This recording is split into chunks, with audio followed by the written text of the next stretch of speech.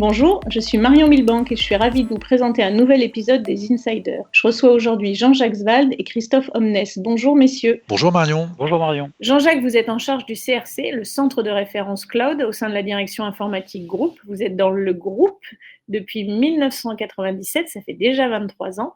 Et quand vous ne faites pas de l'informatique, eh bien en fait vous faites de la musique dans un groupe de rock à Lille qui s'appelle Crossroads. Oui, tout à fait. Christophe, vous êtes en charge de la squad hybridation au sein de la Factory DevOps de Cagip et vous êtes passionné par les nouvelles techno, mais comme vous dites vous-même, attention, geek mais pas nerd. Absolument Marion. Alors messieurs, est-ce qu'on peut dire que vous êtes tous les deux dans des registres différents des gardiens du cloud? Alors, gardien au sens de la gouvernance, oui, c'est exactement ce qu'on fait au centre de référence cloud que j'anime. Et là, finalement, ce qu'on essaie de protéger, c'est moins le cloud que le crédit agricole, puisque quand on utilise le cloud, on l'utilise pour y envoyer ou y stocker des données, des informations, parfois des données de nos clients. Et c'est tellement facile finalement à utiliser qu'on pourrait prendre des risques sur ces données. Alors, une part de notre travail, c'est justement de veiller à ce que la sécurité des utilisateurs et des données soit bien assurée quand on utilise des services du cloud. Oui, je rejoins Jean-Jacques. C'est vrai qu'on est effectivement les gardiens des données. Mais on a aussi un rôle important à jouer pour faciliter l'adoption de ces services cloud qui favorisent l'agilité et la réduction du time to market. Et face à une concurrence qui exploite à plein ce potentiel, on se doit de bâtir des bases solides. Là où le CRC va être plus axé sur les données, côté cloud public, eh bien, nous, côté hybridation, on va aussi également être vigilant à la sécurité de l'ensemble des données, aussi bien sur le cloud public qu'en interne, parce qu'il faut voir aussi le cloud public comme une porte d'entrée sur nos données internes et on préférerait éviter que quelqu'un s'introduise chez nous. Christophe, on a parfois l'impression que à la squad hybridation, vous vivez dans une tension permanente entre l'agilité et la sécurité. Et au fond, ce que j'ai envie de vous demander, c'est est-ce que les deux peuvent réellement cohabiter? Alors oui, les deux peuvent cohabiter, mais c'est pas toujours facile. Il faut voir qu'on estime à peu près à 80% de notre travail la sécurisation de cette agilité. Voilà, donc créer des bulles au sein desquelles les entités vont pouvoir expérimenter, mais de façon sécurisée. En gros, une de nos plus-values, c'est de fournir une plateforme cloud security by design. Ça prend un peu de temps et un peu d'argent. Pour faire un parallèle avec l'architecture standard, on va dire que nous, on construit un immeuble stable, fiable, construit pour durer, qui répond aux normes antisismiques, qui n'est pas en zone inondable, auquel on peut facilement rajouter des étages, etc. En revanche, ça n'est pas directement aux futurs occupants que l'on donne les clés, c'est aux personnes qui vont les accompagner, en l'occurrence les clusters chez nous, pour qu'ils installent le réseau électrique, la domotique, qu'ils rajoutent des cloisons, qu'ils designent la cuisine, etc. Voilà, donc c'est vraiment un travail en deux étapes. Nous construisons la plateforme sécurisée, mais après, les clés, on les donne à ceux qui vont accompagner pour construire l'intérieur de l'appartement. Et donc, une fois qu'ils ont les clés de cette plateforme sécurisée, ils ont accès à l'ensemble des services en AS, les IaaS, SaaS, PaaS, CaaS, FaaS, et ils ont aussi accès à l'élasticité des ressources. Et là, du coup, Christophe, j'ai une question. Le lift and shift, c'est vraiment bullshit? Ne consommer que ce dont on a besoin, c'est l'idéal. Mais ça n'est pas toujours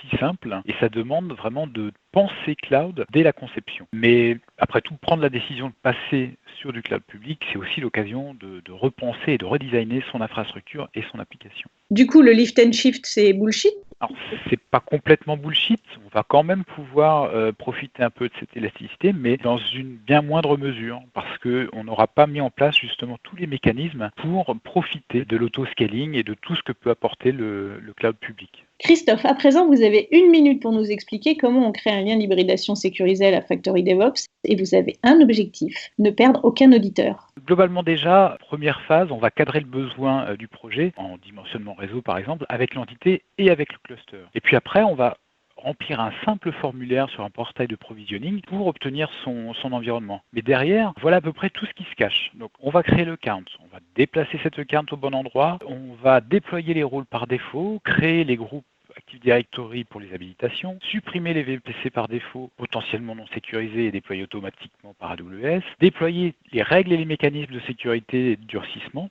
donc forcer les régions de consommation par exemple, ou interdire des composants potentiellement dangereux, paramétrer la centralisation des logs, déployer l'alerte de dépassement de budget, déployer un VPC managé, brancher ce VPC à notre SI au travers du lien d'interco, donc donc avec un lien résilient et sécurisé au travers des QNX, TDAOS et Global Switch. Et puis on va raccorder la brique ADSC, ADSI on Cloud, qui permet de sécuriser l'exposition et l'accès d'Internet depuis AWS. Et puis après, d'autres services comme le déploiement du DNS par exemple. Donc voilà à peu près une liste non exhaustive de tout ce qu'on fait quand on met à disposition un environnement. Et il faut voir quand même que pour tout ça, eh bien, on a un peu plus de 20 000 lignes de code qui sont là pour déployer toutes ces infrastructures. McKinsey a récemment cartographié les modes échecs des stratégies cloud des entreprises. L'un d'eux, c'est le cloud chaos, genre chacun fait ce qui lui plaît. Du coup, ça m'évoque une question pour vous, Jean-Jacques. Est-ce que c'est dur de lutter contre l'entropie naturelle d'une organisation aussi vaste que le Crédit Agricole? Oui, ça peut être difficile d'aller dans ce cloud chaos et de se retrouver dans cette situation. Nous, au Crédit Agricole, on a pris un peu les devants vis-à-vis de ça. Avant de commencer à utiliser le cloud, on a défini notre stratégie.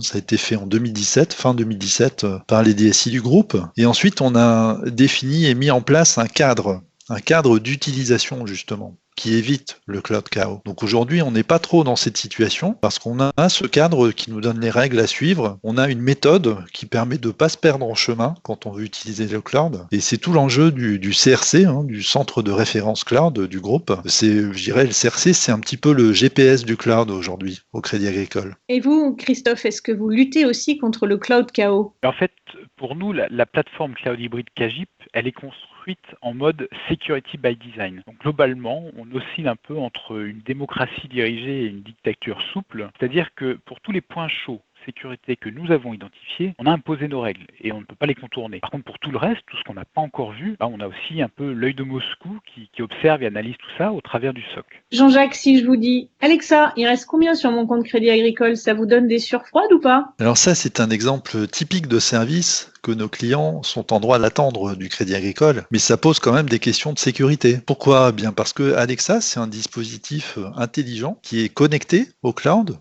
public, et qui verra passer tout ce qui transite entre le client qui lui parle et nos applications qui vont échanger des informations au travers de ce canal. Donc un dispositif avec de l'intelligence artificielle connecté au cloud qui voit passer le résultat, le solde de notre compte bancaire, voire des informations un peu confidentielles.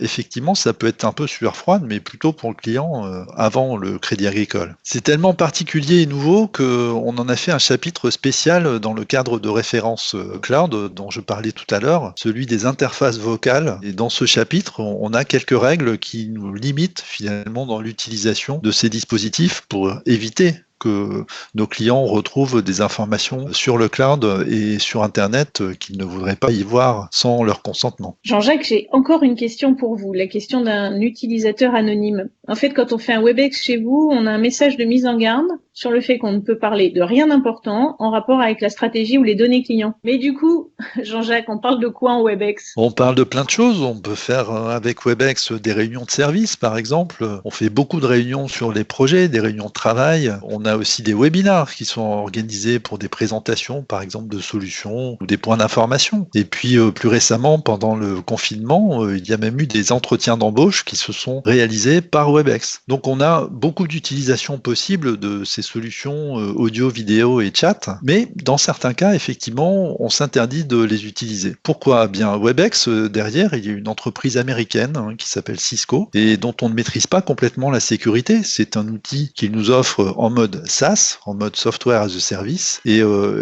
à ce niveau-là, c'est bien WebEx, c'est bien Cisco derrière qui assure la sécurité. Un exemple, si on veut enregistrer les communications, audio ou vidéo, l'enregistrement se retrouvera sur les serveurs de cette société Cisco. Et pour des informations stratégiques, on n'a pas trop envie qu'elles partent aux États-Unis ou ailleurs. Il faut savoir que depuis 2017, on a déjà fait évoluer le cadre de référence. Et on a aujourd'hui de plus en plus de solutions avec des niveaux de sécurité supplémentaires. Par exemple, en mai 2020, on a démarré un projet qui va permettre de déployer des outils collaboratifs de Microsoft parce qu'on a là des niveaux de sécurité qui sont plus adaptés à ce qu'on veut faire sur le cloud avec ce type d'outils. Alors Christophe, c'est vous qui héritez de la question cactus, celle qui pique. Le cloud finalement, ça change quand même un peu beaucoup le métier de Kagip, non? Alors oui, c'est vrai qu'il y a de nouvelles expertises, de nouvelles manières de travailler et même de nouveaux métiers, avec les FinOps par exemple, donc qui vont s'assurer que toutes ces nouvelles infrastructures élastiques, justement, ne vont pas nous faire exploser le budget. Et les DevSecOps,